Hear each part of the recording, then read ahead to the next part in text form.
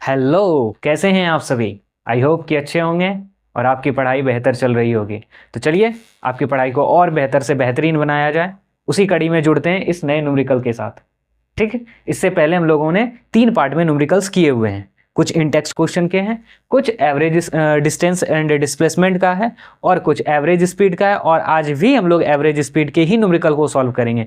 और यकीन मानो कि आज हम लोग बहुत ही आसान तरीके से, बेहतरीन तरीके से, ताकि आपको समझ में आ जाए। अभी तक एवरेज नहीं समझ में आया, एवरेज स्पीड, तो यहाँ से समझ में जरूर आएगा। तो चलिए बने रहिए हमारे साथ और आगे बढ़ते हैं। साथ ही साथ चैनल को सब्सक्राइब करिए और आगे बढ़ते हैं हम लोग न्यूमेरिकल्स की ओर। तो क्या कह रहा है, मीजर द डिस्टेंस। हम लोगों को क्या मेजर करना है, डिस्टेंस मेजर करना है of the nearest point, nearest point lightning if the time interval between the lightning and thunder is 3 second. इससे पहले हमने आपसे कहा था कि आगे इस तरह का न्यूमेरिकल्स आएगा जहां दिया रहेगा कि लाइटनिंग इतने टाइम पहले हुआ, थंडर तो कितने टाइम पहले हुआ होगा, तो उसका टाइम निकालो, डिस्टेंस निकालो।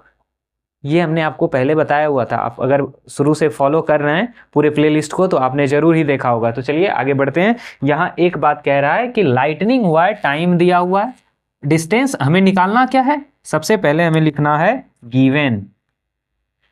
क्वेश्चन में क्या कह रहा है सबसे पहले वो लिख लेते हैं, गिवन दैट। गिवन दैट में क्या दिया हुआ है, डिस्टेंस हमें निकालना है।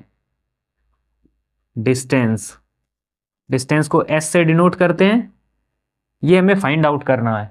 उसके बाद टाइम दिया हुआ है, टाइम टी इक्वल्स 3 सेकेंड। अब आप ध्यान से देखो तो स्पीड के लेक्चर में हम लोगों ने पढ़ा था speed equal to distance by time. अगर हमें इसमें से किसी एक टर्म को फाइंड आउट करना है, एक अननोन है और दूसरा फाइंड आउट करना है, एक अननोन है तो कम से कम 2 इसमें दिया हुआ होना चाहिए। तो यहां हम देख रहे हैं कि डिस्टेंस फाइंड आउट करना है, टाइम दिया हुआ है, बट हमारे पास स्पीड नहीं दिया है। स्पीड नहीं दिया है तो स्पीड अब क्या लिखें हम लोग, तो ध्यान से देखो तो साउंड की स्पीड क्या कह रहा है कि नियरेस्ट पॉइंट पर जो लाइटनिंग हुई है, that interval between the lightning and the thunder. जब थंडर लाइटनिंग जब होती है तो लाइट हमें पहले दिखाई पड़ जाता है और उसके बाद साउंड लेट से सुनाई पड़ता है।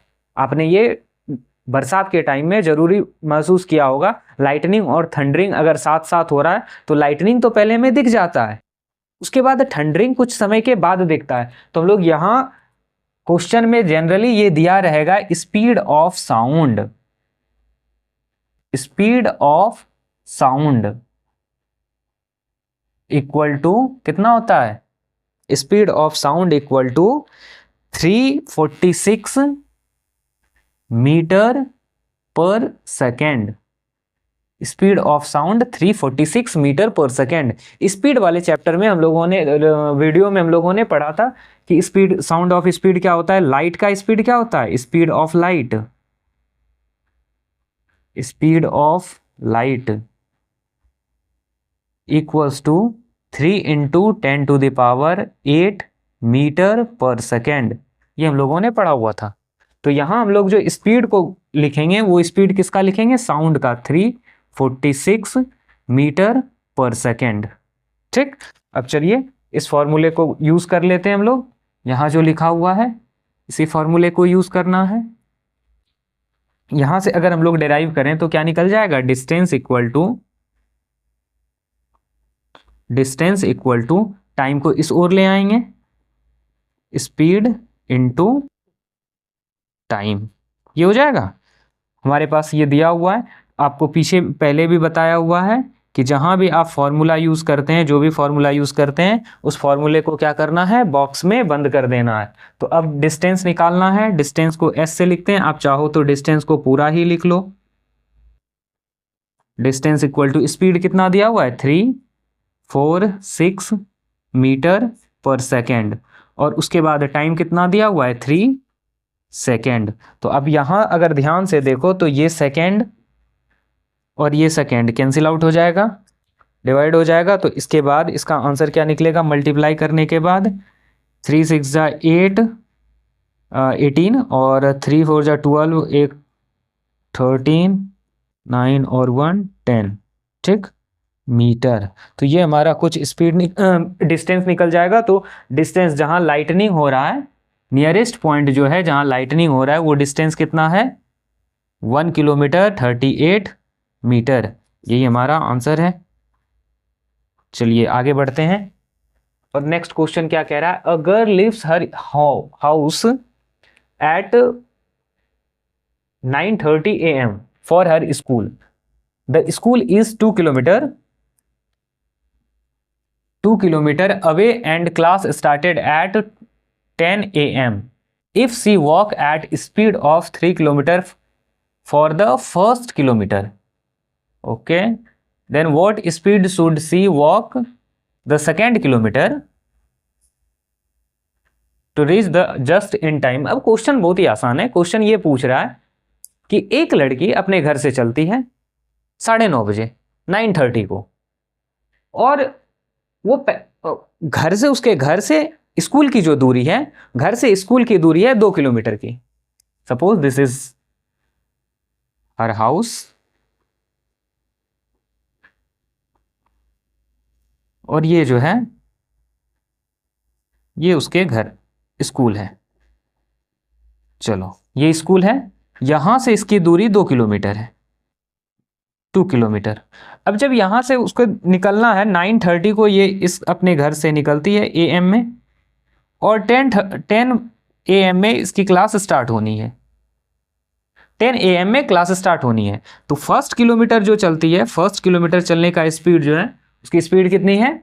At speed of first kilometre at 3 kilometre per hour, 3 kilometre per hour. तो अब फर्स्ट किलोमीटर तो इतने की स्पीड से चली, तो सेकेंड किलोमीटर उसे कितने की स्पीड से चलना पड़ेगा कि वो एग्जैक्टली टाइम पर स्कूल पहुंच जाए और वो उसका क्लास मिस ना हो? तो उसके लिए अब हम लोगों को फाइंड आउट करना पड़ेगा, उसे बताना पड़ेगा कि वो कितने स्पीड से चले, क्योंकि अभी तो लग रहा है कि बहुत स्लो चल रही है, उसे थोड़ा फास्ट चलना होगा। तो चलिए अब देख लेते हैं कि टाइम इक्वल्स टू क्या दिया हुआ है? 9:30 AM। इसे इरेज कर दिया जाए, 9:30 AM टू 10 AM। अगर यहां बात किया जाए टी टोटल टाइम कितना हो जाएगा? 30 मिनट। और इस 30 मिनट को क्या लिखेंगे? 1/2 our.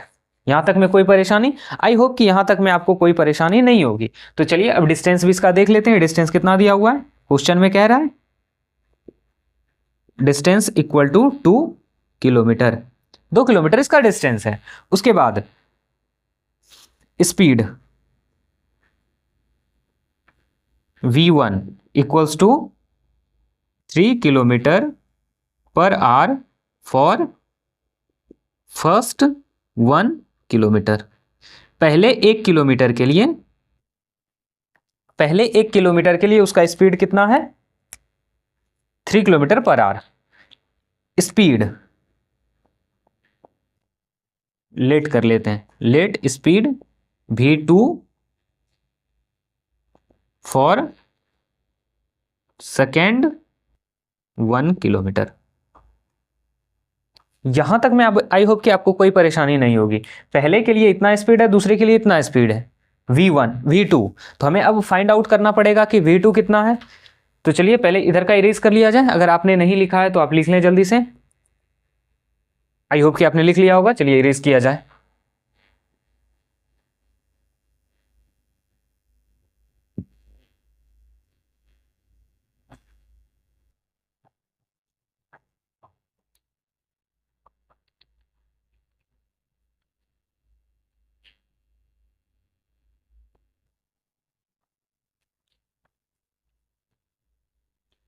Time taken to cover first kilometre,